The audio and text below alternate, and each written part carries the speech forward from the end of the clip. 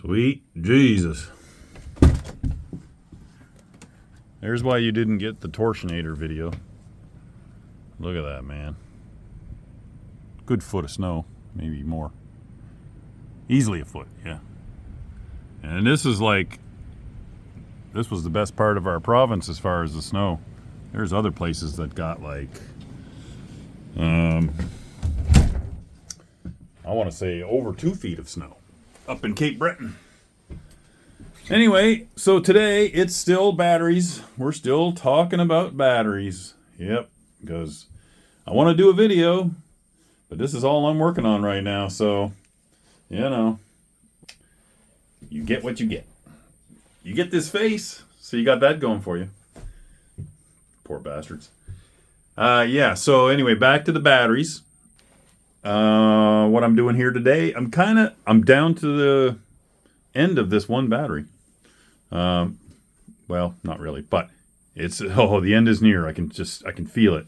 And I've been messing with this battery, well, all these batteries, all of that, and then some, this whole system, been messing with for, damn, I started testing these batteries like over a year ago.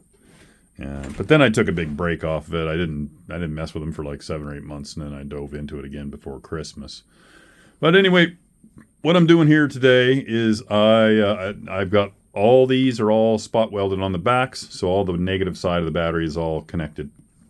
Now I have to make my bus bars. I think I showed you guys what I was doing there.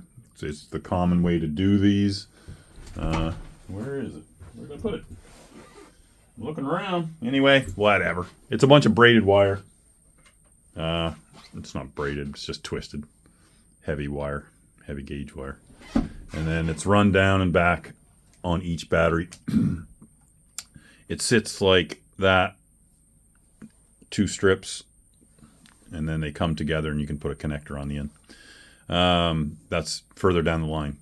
So what I'm doing now, and then, sorry to interrupt myself, then there's a fuse wire that goes across, as you've seen in previous videos, about how I'm going to do that. A little brass wire is going to be soldered to the cell, then to the bus bar, and then back over to the cell. So that's, it's a fuse on each side. But what I'm doing here now is I am pre-soldering the battery tops. So these are all done. See a little button of solder there. And I started this one already, but I'm working my way up from the fan on. And I've schemed up my own fan. I'm so cheap, I didn't want to buy like a $40 one of these because I knew I had some of these computer fans kicking around. And this one's perfect because it has a big heavy screen on it. All I did was buy the replacement charcoal filter. Not charcoal or whatever the hell it is, carbon. It's just like a carbon coated plastic sponge, basically, is all it is. So these are cheap, so I bought a pack of them, and I just taped it on there. This is how lazy I am, only taped it on one side, because that's all I needed to do. So why do more than you need to do? I never do.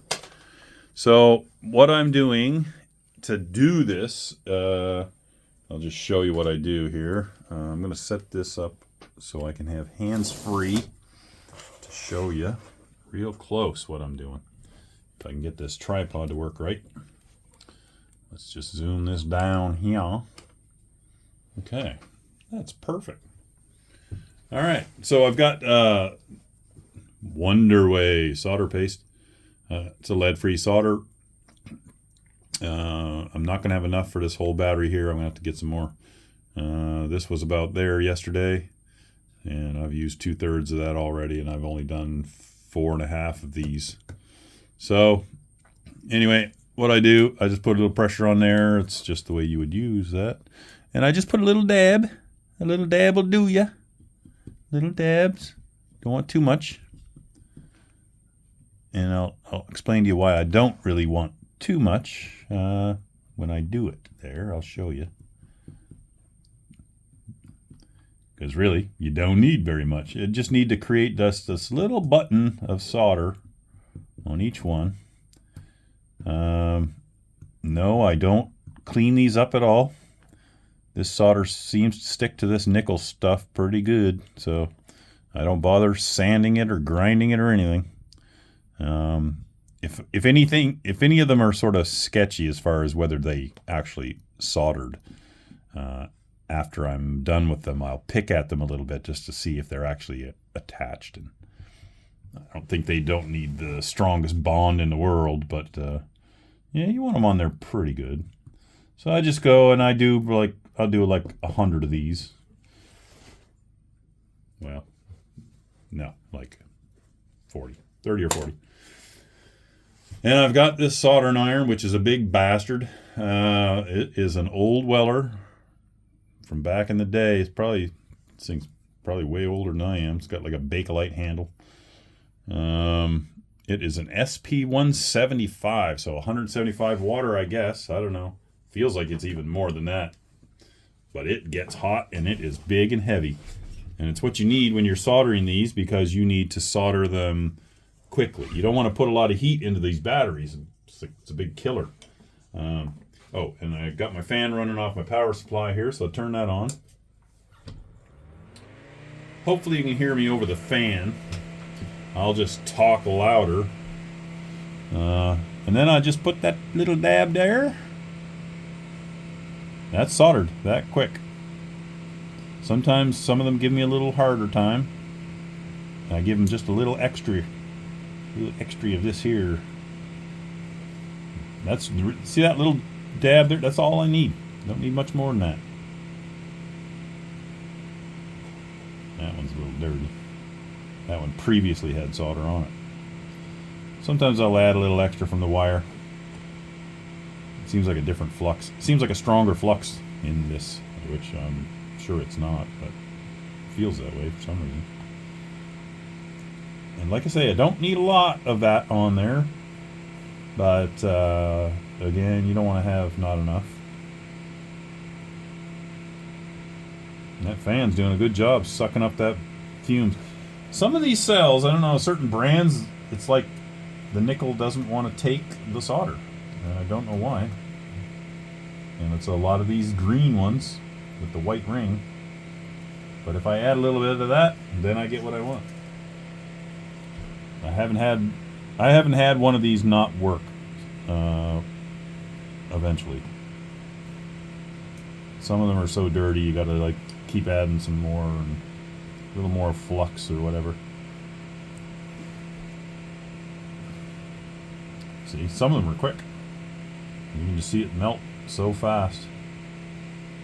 This was a previously soldered one. Some of these were pulled from other batteries, older power banks that I've had in the past. But you see how quick it is. I mean, it's a little time consuming when you got 2,700 to do. It does take a little while, but I'm hoping maybe by tonight I could have all these done, and then start working on putting the fuses and the bus bars on. And in that case, then it's a bunch more soldering on the bus bars. And see, now this one's giving me trouble. But if I add this wire now, gives it a little more surface area. If I can get it to melt. There, I'll add a big blob, see? And then it seems to grab. I don't know why. One more to go. That probably needs just a touch more.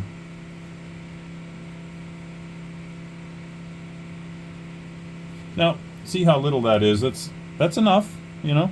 It's only holding that tiny little fuse wire. It really doesn't need a whole lot, so why waste it? You know?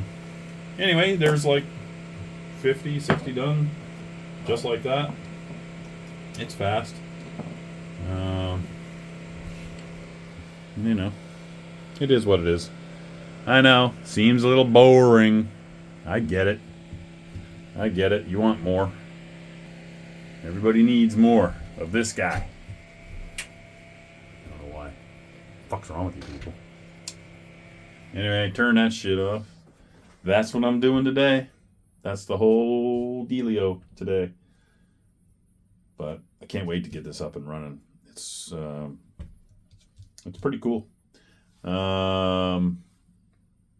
not much more to talk about as far as that stuff's concerned.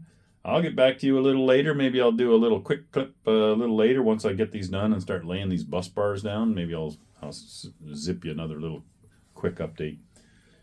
And we'll get to that torsionator video, but you know, there's a foot and a half snow sitting on that machine and all around it. And I am not messing with that today. I'm sorry. But yeah, sometime this week when it's all cleared up, early this week, I'm sure it'll be cleared up enough that we can pop that sucker open and show you what mysteries are really inside of a torsionator and how that really functions. And I bet you are going to be surprised at how that works. It's going to just blow your mind. And on that note, we'll talk to you a little later.